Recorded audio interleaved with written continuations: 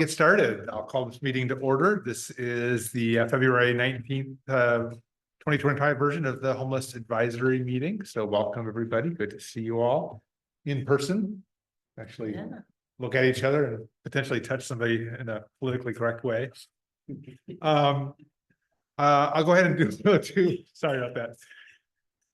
We'll go ahead and do just a roll call. So my name is David Giels and I'm the current chair for this group, and in my professional life, I'm also the behavioral health director at Coos Health and Wellness. So I work a lot on issues related to housing, which is part of why I think I got named here. So we'll just go ahead and maybe just start over on that end and just kind of go through. That's it. I'm Juan Moore, and You want to tell us a little bit about your background too, Ron? I've lived in. Am I not on? There. I've lived here for about 35 years and raised my kids in North Bend, and I pastor in a church in North Bend and involved in a lot of homeless ministries at the present. Thanks, Ron. Drew? Drew Farmer, Coos County Commissioner. Yeah, that's who I am. And I have a new name tag up there. Nicole Rutherford, I'm the city manager here at Coos Bay, and so one of the appointed Coos Bay representatives. Stephanie Kilmer, and I am a Coos Bay City Councilor and appointed to this committee. I have been around for many years, serving more than 30 years in the broadcast industry. So I grew up downtown and have seen a lot of changes through the years, but just happy to be here and serve with the community. Thanks, Stephanie. I'm Sharon Claiborne. I've been here 15 years in this beautiful place. I work at the Mill Casino, I'm all the time I've been here, and I'm semi-retired now. And of course you want to reinvent yourself when you're retired, but I've always been interested in this. And when there was an opening, I called up and got involved, and here we are. Great. All right, thank you all. It's nice to hear a little bit of background, what motivates us other than being appointed necessarily to be here. Okay, so you all should have your packets in front of you today. We're gonna go ahead and start with the funding update, and Nicole has put this together. It's a little different than normal where we used to have them all sort of all combined. This gives you a little bit of a more breakdown of each of the primary fundings that have come into our community that we're sort of administering and overseeing. The first is the 4123 grant. That's the one that started the Office of Homeless Response. And you can see we started off around $1 million when we started. And our current funding balance is about 135. And this fund was supposed to get us through the first 2 years of the office with no promise of funding after that. So we've been good stewards, I guess, if you want to call it that. We have some funds left over, and this office is supposed to run for a total of 5 years. So we still have some years to try to at least operate in some capacity as well. So that's the first section of the funding. The next one is related to 5019. This was the first funding that we got related to projects. This fund, we agreed to fund 8 shelter units and 32 households, households. This was about $1.9 million. And it was obviously, you could see in the first line where it was designated 750,000 was towards shelter, 885 rapid rehousing, small amount in sanitation, and then about just under 300,000 for administrative costs. And you can see that we've just started to draw that money down. But the current balance is about 1.73 million. Most of this fund is committed to be spent out by the end of June, and we'll talk more about that when we get project updates. So It looks like we have a lot that we have to get done, spent, and we do, but if everything works the way that we have planned it, it should all be spent out by the end of June of 2025. The next is the ORI amount. That came in at a later point. It's got an initial fund balance was 960,000. And you can tell we've had some recent expenditures. I believe there are, most of this is coming from AYA's expenditures as well. And I wasn't sure if I read this correctly. Maybe I was misunderstood, but this is the grant period through the June of 2027. Is that correct, Nicole? Yes, so sorry. The grant funds can be obligated by the end of the 6/30/2025, but there is an opportunity if there are folks who need a longer period of housing that we can obligate those funds in advance to cover that period, which could extend into 26 and 27. Okay, all Yeah. right. So it has to be sort of accounted for by the end of Mhm. 2025, but it Mhm. can be spent. Correct. And again, this I think we're again, under the assumption that this also will be spent down by the end of 2025, or at least accounted for by that period as well.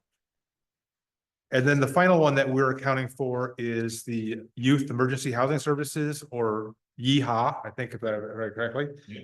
And that has a expenditure date of June 30, 2026, in the amount of about $622,000.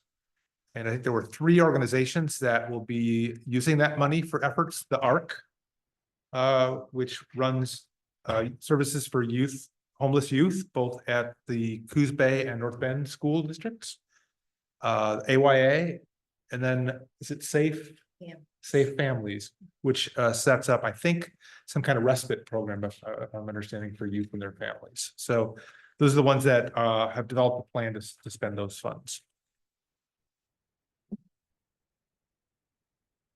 So good stuff. We have had some, good revenue coming in and some good efforts to get this money to serve our communities in good ways. Any questions, comments about the finances? No, thank you for going over that. Yeah. Some of us are fairly new. So I appreciate the breakdown, and this is a very comprehensive and easy to read and understand. I appreciate you putting the effort into doing that. I would thank Nicole for that. I think this is a much better way to really read it and understand where everything is going. So I appreciate it as well. There are other opportunities available too, just so you guys know. I mean, one of the things that we also should just consider are things that are also, there are other funding coming, they're available now, and other things that likely will be coming out. And so we do have some opportunities to take advantage of some of those other efforts if we think we have good use for it in our community. So. Okay, we'll go ahead and move on to project updates, and maybe we can start with the Salvation Army if they're willing to give us an update. Again, this is one of the projects that we are funding. Just to review, we funded some initial efforts for this project out of the initial pilot funds of I think $400,000, and then we've also committed I think $750,000 for additional need for the Salvations project. So, Andrew Coffin. Thank you, David. Yeah. Committee, so nice to see you all. It's good. New face, Drew. I'm sorry. It's on. Yeah, green light's on anyways. That means, all right. If green means go. That's, there's been some traction lately with Whole Village, a lot, to be honest with you. The funding you mentioned just now has come through. We're also working on another contract through Coquel Indian Housing Authority under the Office of Homeless Response.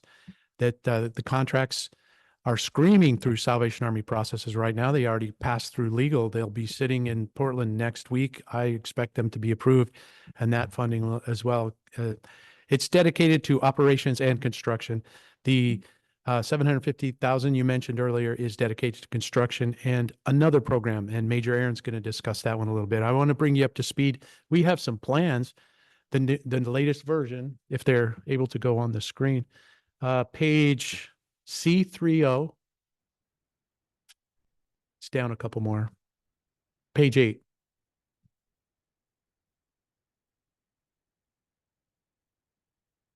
That one right there. That's the current layout for Hope Village. If you look in the back towards the west side, you'll see that there's 7 units over there. Those are regular units. They're all sitting on concrete pads. They have a concrete front patio, and then it uses compact surface that they put underneath of roads from there to go to the central area.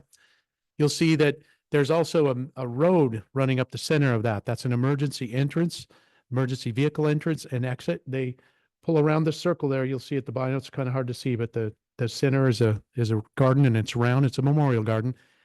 Fire truck pulls in close to the building, swings around and backs up into that alley.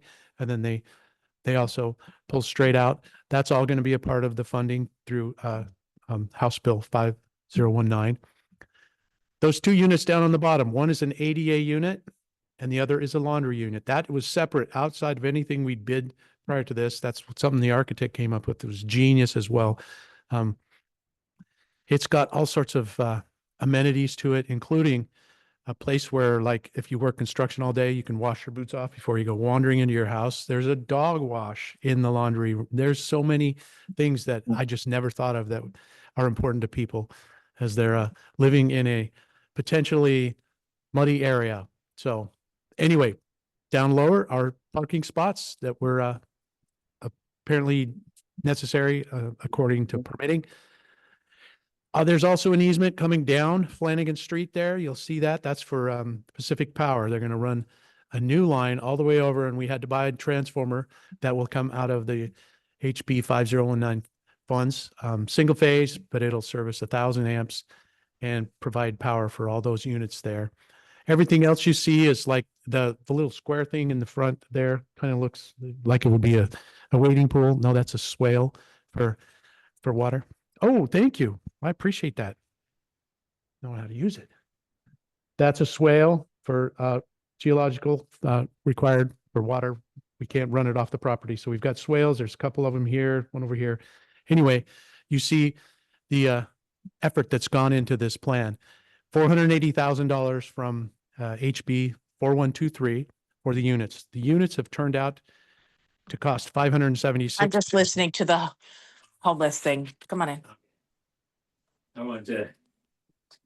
Anyway, the units cost 576,000. That's because costs have continually risen since we started this project 2 years ago. Just for those 7 in the back, the ADA one was a little bit more added in there. And then the laundry unit was completely outside, as I shared. That's 77,000 on its own. And again, it's going to serve a real needed purpose for the families that are going to be living on our property. The only other challenge that's coming with this is that we had 288,000 from Coquel Indian Housing Authority for construction. We already dedicated that to architecture, certain other things.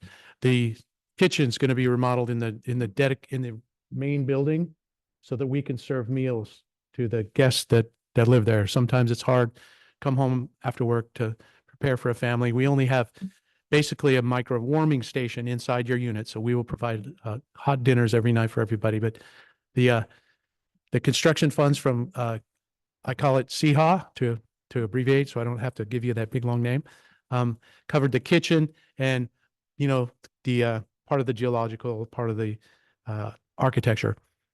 The HB 5019 funds will cover the bulk of construction that we're doing today, the asphalt for the emergency entrance exit, the concrete going on all the sidewalks and the pads that the units are going to sit under.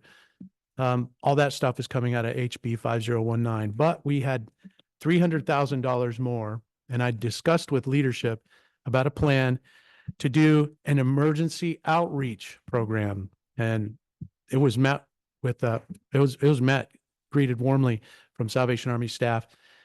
The idea is, we currently partner with the Devereaux Center to form the warming shelter.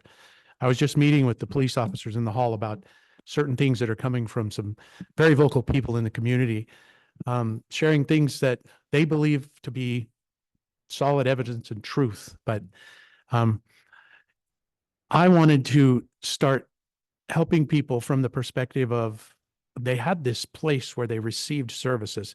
That place isn't available. What if the Salvation Army owns a brand new Mercedes Emergency Disaster Services van? It sits in our parking lot. What if we put that thing on the road? What if we partner with everybody? I'm going to turn it over to the person who's going to take the reins on this, but that's the plan for the other 300,000. So I'll let Major Aaron take over. This is the pointer. Okay, yeah, I'm Major Aaron. I've been a silent role in a lot of these projects, but I have a MBA and I have, in the last 5 years, I've come in at the last minute to get programs going. I did the COVID isolation shelter in Spokane for 32 beds, working with the health department. And then when we were in Las Vegas, right at the beginning of COVID, I ran the anti-human trafficking and the sex industry and served women and men from those places and brought programs together and players. So this new program, this emergency outreach, which basically is a Devereaux on wheels, is something this community needs right now to help with some of the issues and some of the barriers that homeless or houseless and homeless people are facing. So we just got approved for this yesterday. So working with Bay Area First Step, Adapt, Coos Health and Wellness, working with Gospel Mission and just different players in town, and having 2 vehicles go out on a regular scheduled basis, whether it's to Charleston, to some of the homeless camps over there, Coquille, any of the areas around town, to take our services to where the people are at. I think that will help with some of the compassion fatigue in the community, with some of the struggles of our houseless congregating to one area, getting 2 vans together with mobile outreach, mobile case management, addressing some of the barriers, and how can we help people move from point A to point B, whatever point B is for each person, with trauma centered, client-centered, trauma-informed care. So we're working on a plan very speedily with the other agencies on what that's going to look like and how that's going to look in the next 6 months, and finding out what it is some of our neighbors need to become living in a house and being self-actualized, whatever it is they need to be. So that's what we're working towards very rapidly. I will share that we've already devised job descriptions. We have a committee formed in our advisory board to work on what the program requirements are, the coordinated entry, so that everything is fair. And then again, moving someone from point A to point B, it's going to be a different timeline, but helping them with some of the barriers that they have. So we're moving very quickly right now. And I would like to add that we're not hoping to supplant Devereaux Center. We're hoping to meet the need, fill the gap until they're The immediate need Okay, right now, viable. because the basic services to help them, especially with the recent homeless count.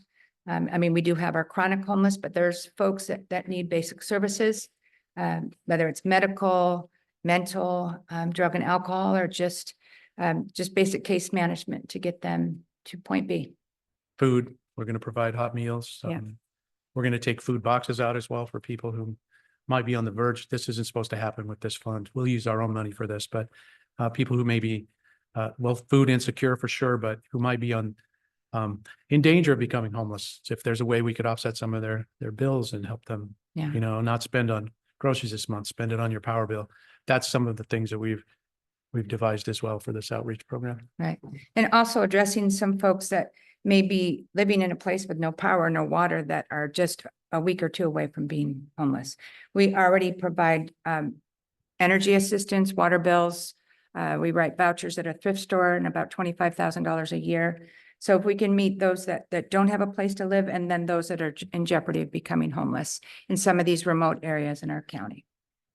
I had a question on that. Certainly you have vast experience in this, but are you hearing quite regularly that this food insecurity issue is a growing problem in our community, or how widespread is it? Our food bank has doubled in the amount of people that we serve. We're serving over 1,200 people a month for food insecurity. I mean, you can just look at eggs and just regular grocery costs. There was a study done, I'm very data focused, but there was a study done that even a year ago, the same items at Walmart were $260. Now they're $480.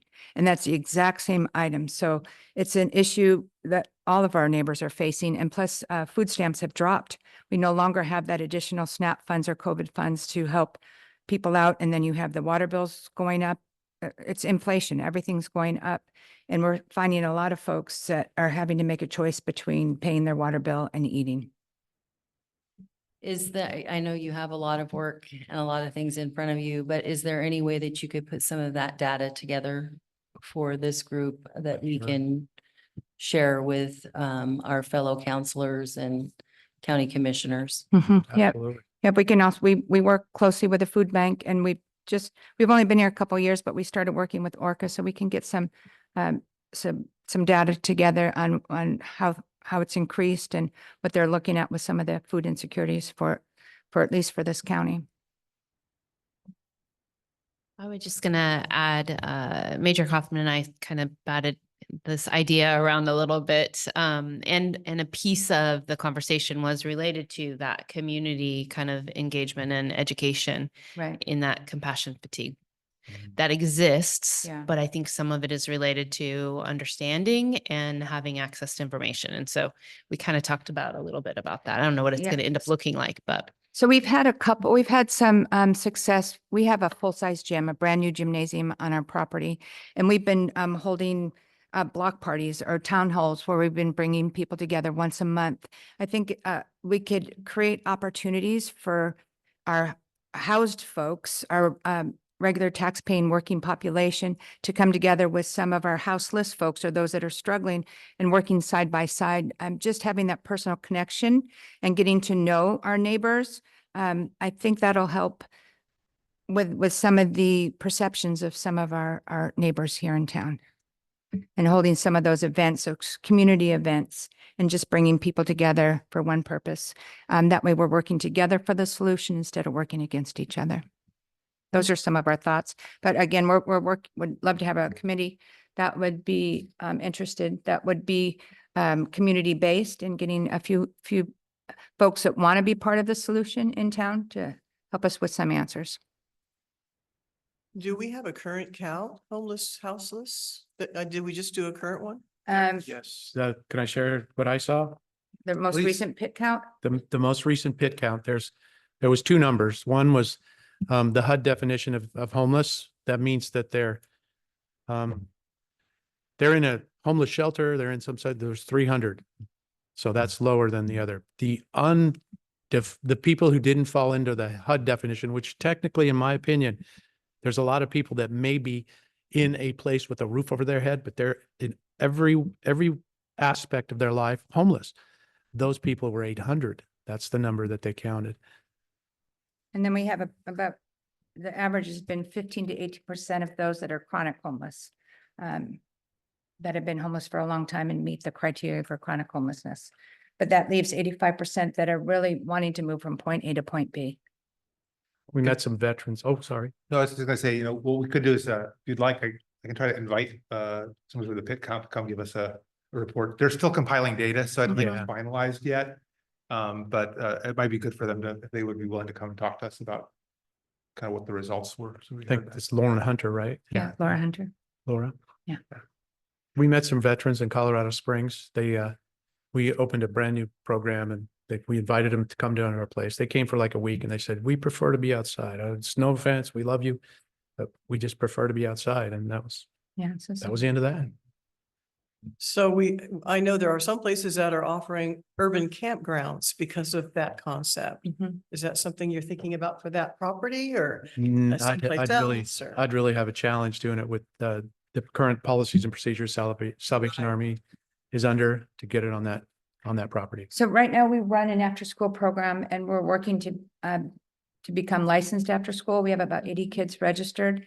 And that property on Flanagan is mostly for families. That's where the transitional family housing units are a perfect fit for that. If we were to serve homeless, it would be best suited at another property. But I think for right now, the mobile outreach is the way to go and meet folks where they are. How often do you foresee your town hall kind of meetings happening with bringing in community folks? We've been doing them once a month. We'll look for guidance as well from everybody on how to draw people in. Because we do it with games and food and fun. And Right. that draws some people in, but not everyone. So How well are look you advertising that, or is it very private? No, You know, on some Facebook, I mean, our Facebook's getting as much as 15,000 views whenever we blast something or put it out there. I mean, and we've had up to 500 people at those events. We try to mix it with a little bit of fun and then information. And then try to bring the families in as well. But if we were to make them a little more focused, I don't know, the LDS just did a recent EDS training, especially after the recent, what do we have, the tsunami drill? I don't know how well attended that was, but I thought it was a great idea. But having some of these informational meetings for the community to ask questions, to give information, if we make them short enough, and then provide a meal, I think we could get some good attendance. It's my understanding, I think that the emergency disaster event that LDS did was around 50 to 60 folks. That's great Yeah. attendance. It really is. So, Yeah. and they're going to be incremental steps, because I don't know how long, but I would say many, many years of compassion fatigue with our homeless neighbors and just perceptions. And if we can take small steps to change perceptions and beliefs, I think we can kind of change the culture on our houseless neighbors. So. Can I ask a major comment? I'm not sure. I just trying to see if I heard clearly. When it comes to Hope Village, it sounded like there's some additional expenses that were not anticipated, right? So did I hear that you're anticipating there is a shortage of funds of around $300,000? Did I hear that correctly, or did I fill that in? No, I apologize if I left that impression. We're using 450,000 Okay. today Okay. of the HB4019. We had $750,000 to spend. So when Okay. the initial pitch was the 450 with the remainder going to an outreach I program, see. there may be some things that come up. For instance, Yeah. I had no idea that Pacific Power was going to require, there's 3 transformers within 50 feet of where we want to set them. Right. There's the power. They said, no. No. You need to come off of this pole over here, which is clear across in right behind Woodland Apartments, and bring in a whole new line. I didn't anticipate that. Yeah. The contractor that I utilized to help get the bids, he's a local guy. This was in April 2023, by the way. So he helped me. He said, excavation will be about 30,000. I'm looking at 70,000 now, and see, these are the things that I didn't really anticipate. And then throw in inflation and concrete. He told me yesterday in a conversation, concrete's risen 3 times in the last 6 months. So those are, Yeah, it's once you get into something, yes, that it's a moving target a bit when it comes. that's to how it construction. feels. It's Yeah. But we're moving, as far as the specifics, the job descriptions are complete for the site manager, the case manager, the cook.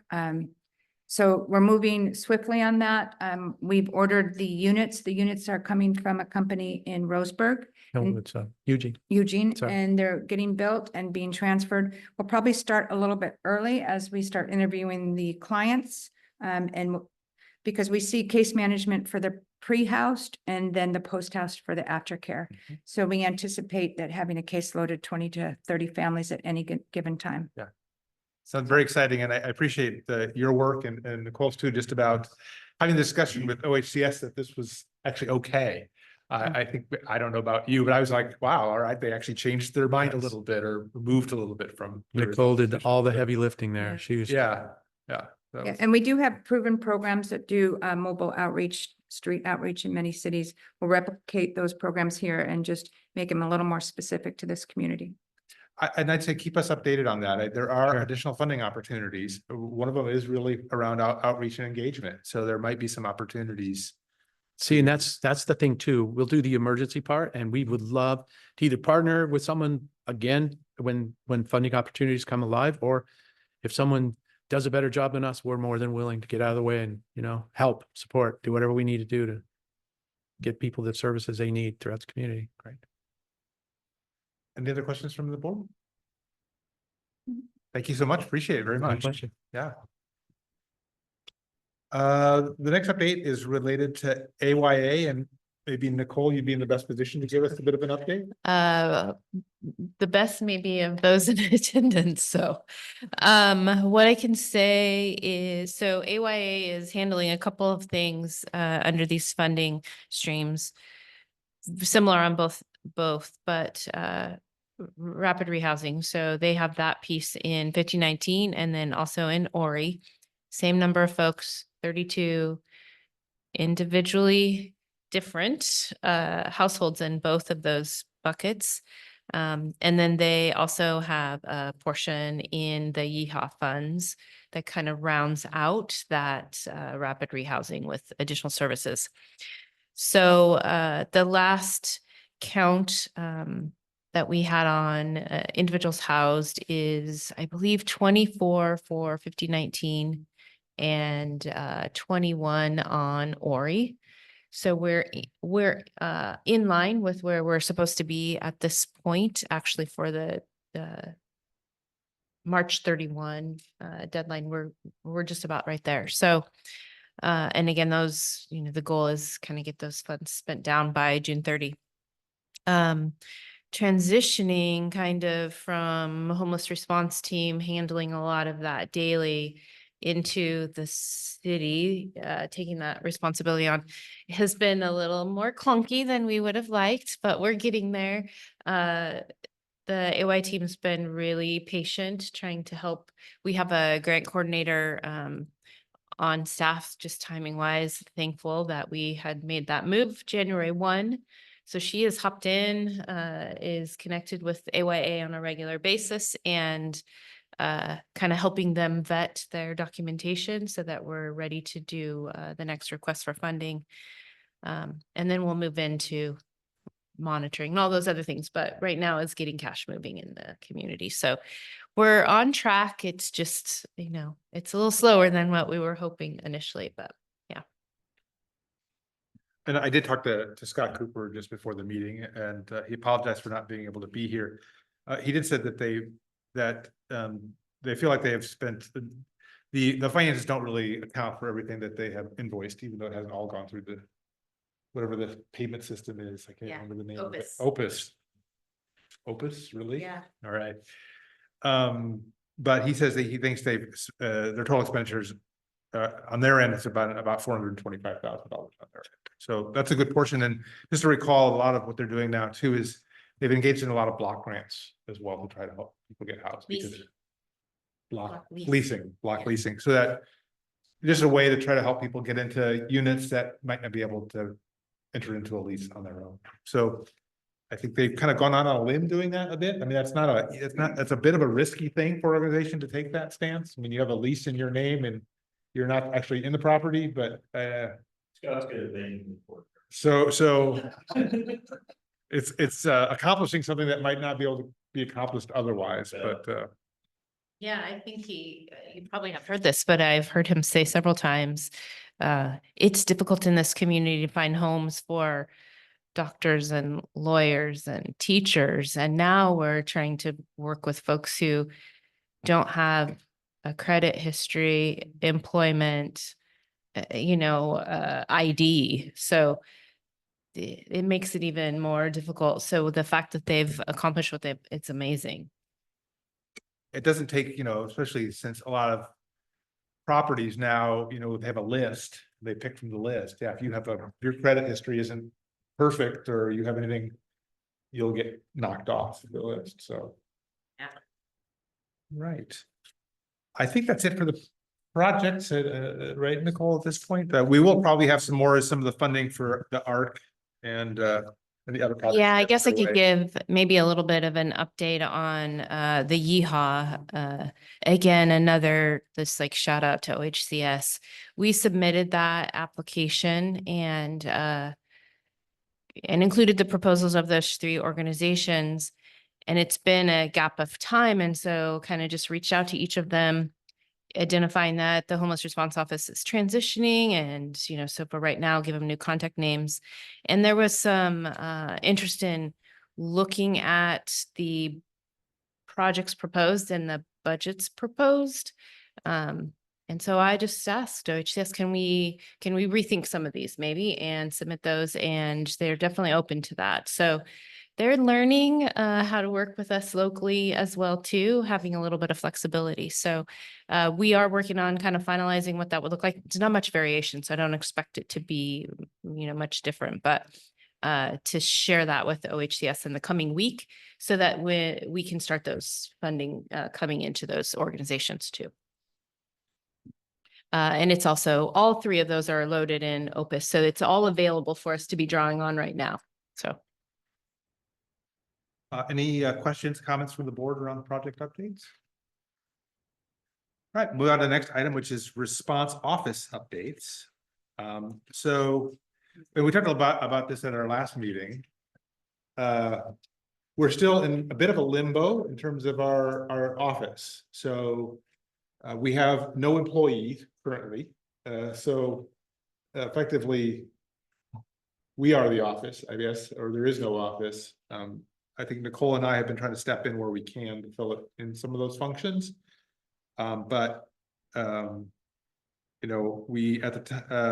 Previously we did not have a director. The director had left previously. We had a project manager and administrative assistant. Both of those individuals left for greener pastures. And so, part of our need is to figure out what makes the most sense to do with this office now. We also recognize that our funding to operate the office isn't really very sufficient to actually do anything for any length of time. I think what was $135,000 to run an office for 3 years isn't going to go very far. And part of the problem we had with the office is because we were in this limbo. It was hard to hire somebody for a temporary work through a temporary agency with no long-term prospects. So I think, in our executive committees, we've had discussions that maybe trying to hire a director in a traditional way doesn't make the most sense. We have been attempting to work with other community partners to see if any organizations that sort of do this work might be interested in taking on this role in some capacity as directing our operations. And so we have had some informal discussions with our major partners that do this just to try to see, and we're continuing to examine and try to see if any of those look like they could be an option. Just to recall, the way that our agreement is, this office was formed as a collaboration between the county and the two main cities, Coos Bay and North Bend. The contract reads that the county will appoint a director, and the advisory board will approve or recommend it. I think that's how it reads. If I read it earlier, but it's something on that language. So I do think as a board, we have an opportunity to, if we have some clarity about what makes the most sense with this office, is to make a recommendation to the Board of Commissioners about what to do with it. And I think from the executive committee, I think informally our discussion was it may make the most sense to see if we can find a partner organization to take on the office. And that way, if that was to happen, we have some funds that we could hand over to that organization to operate. We have some equipment as well that we could hand over probably to that organization to get started. And then because there's other grant opportunities and administrative overhead opportunities, this office may be able to be self-sustaining over time, which really is probably more than we could do on our own. If we could find somebody, because we had already anticipated that administering some of these grants could fund some of the operations of the group. So, typically administrative costs to run could be between 6% and 10% typically. So, if you look at how much grant money is coming through and you look at a 6 to 10%, it could be create an ability to operate something long-term. So, so we have maybe we want to have some discussion about that as a board about whether that seems to be a good path, whether there's concerns about that, whether we think there should be a different direction. The other thing that we should probably have some discussion over is the office itself. We have an office on Newmark. It's vacant, basically. I did check, I'm trying to locate all the office equipment that's assigned to the office to make sure that it's all there. I do have keys to the office now. I am trying to set up the emails and voicemails in a way that's not going to be confusing for the public. We'll probably disconnect the staff phones and we'll have one central number. And that number probably will say, leave an email. I'm trying to get all the emails forwarded to one email account that probably would go either to myself or myself and Nicole so that we could just monitor it and respond to things that we needed to. So the other real thing to do is, I think the executive group felt like it probably makes sense to hold on to the space for now, at least until we determine we're not paying for it. It's being donated by the college. And the equipment's already paid for. So we're not losing anything by keeping that space. But I think in the meantime, because Nicole and her team were doing a lot of the administrative legwork, it seemed more convenient for her and her team to meet here rather than over the college, especially because of knowing the technologies and pieces on that. So I'll shut up for now and just leave it to the board if you guys have thoughts and comments that you'd like to make around some of these things. No, I figure transferring it to somebody else would make the most sense. A lot of the other areas that develop these offices, they were nested under their community action agency. So these, I don't know how many, if any, other homeless offices were tucked into their local governments. So moving it over to another agency makes the most sense. As far as you've already talked with some agencies about taking it then? We've had some informal discussions just around whether many organizations are taxed with their current workload. So trying to find an organization that has the sort of bandwidth to take it on has been a bit of a challenge. But if the board feels like that's a direction, the administrative, our executive, we could pursue those and bring option 1, 1, 2, 1, 2, 3, if there are those to the board to consider. Yeah, I can only think of 4. And we may have narrowed it a down. pair of one of them is right there. The other ones, I would imagine Barry, a first step, maybe. I know ADAPT likes to take on projects, and then Orca is probably stressed for capacity and stressed in general right now with all the federal changes. So I don't know if they'd be able to do it. So I'll share that I actually have a meeting with Alexis Okay. the first week of March. Of the folks we've talked to, she was the one who felt there could be capacity, especially if we had someone identified who might be able to be added to staff with a funding coming with them. So Alexis is with. sorry, that requires you have some background knowledge, huh? With Orca, which is the Oregon Coast Community Action, that's as Drew has said, that is generally where these pilots landed, was within the Community Action Agency. So I think both you and the commissioner summed up what I was going to say as well. I don't have a problem with moving this under an umbrella of an agency that does that. It makes sense. There are other responsibilities that everybody sitting at this table has. But that said, I don't want to just shift the funding over there, not have the bandwidth and try to make it work. It's going to take some work to get this to the point where it can be self-sustaining and do what it's supposed to do long after this funding is spent. And I think that's the problem of why we are where we are at this moment. I think also for a transfer, it'll be important that we have some kind of success statement about what was done while it's been in our hands, and then it transfers so that we're handing over something that is successful. yeah, I agree. And fortunately, we've got folks doing the work that we can very quickly point to with some pictures of that work. So, yeah, I agree. We want to pass over something that's a positive thing instead of handing off a mess. I would say from the city's perspective, because we are attached to these grants, I want to have a really careful handshake pass off, and maybe have our hands a little bit still involved while these grants are within our names. I just want to show that we're, doing what we signed up to do. So. I agree. But I think, one thing about that is, I mean, the city, for example, is already under obligation for these grants. So some of those things they can't probably hand off. Now, several of the grants are done at the end of June, so the time frame could be good, but new grants could be potentially taken over by a different fiscal agent and managed under that organization.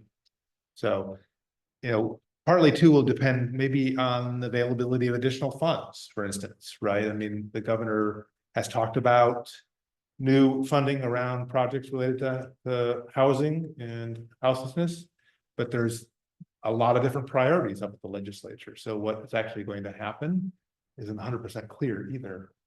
So, yeah, so if that's the, the board's sense, then we will continue to explore the options that are available and bring those to this group consideration. Is that good? It's a comment, actually, it's not related. Comment,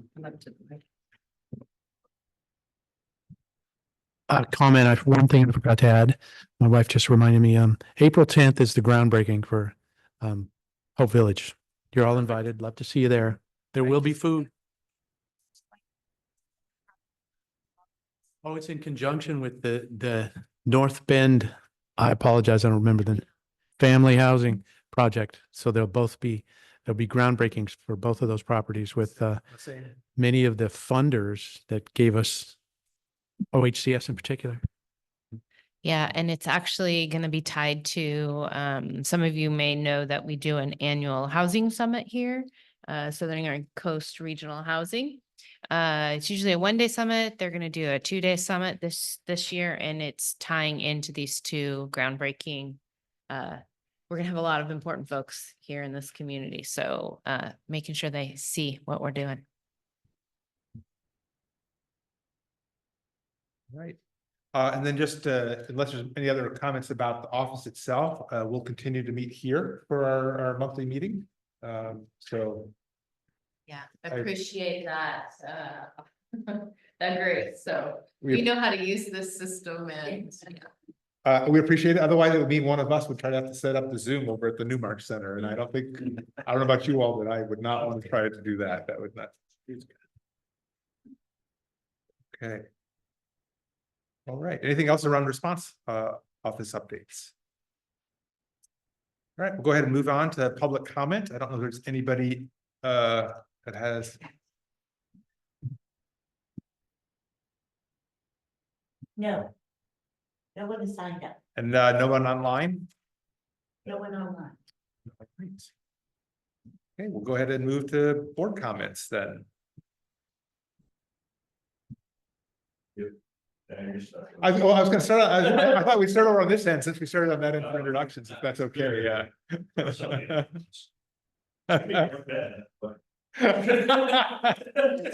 is true. I don't have, Stephanie, I don't have any comments. cool. I don't have any. If you were trying to figure out what Opus stands for, it's not an acronym. It's the name of the guy that made the software. Okay, I was trying to say that in my brain. I thought it was more of the Opus One wine, just like this very, Oh. but I wasn't, No, it's just a guy's name. all right. Feel like I need to say something. So my comment is, these are really nice chairs.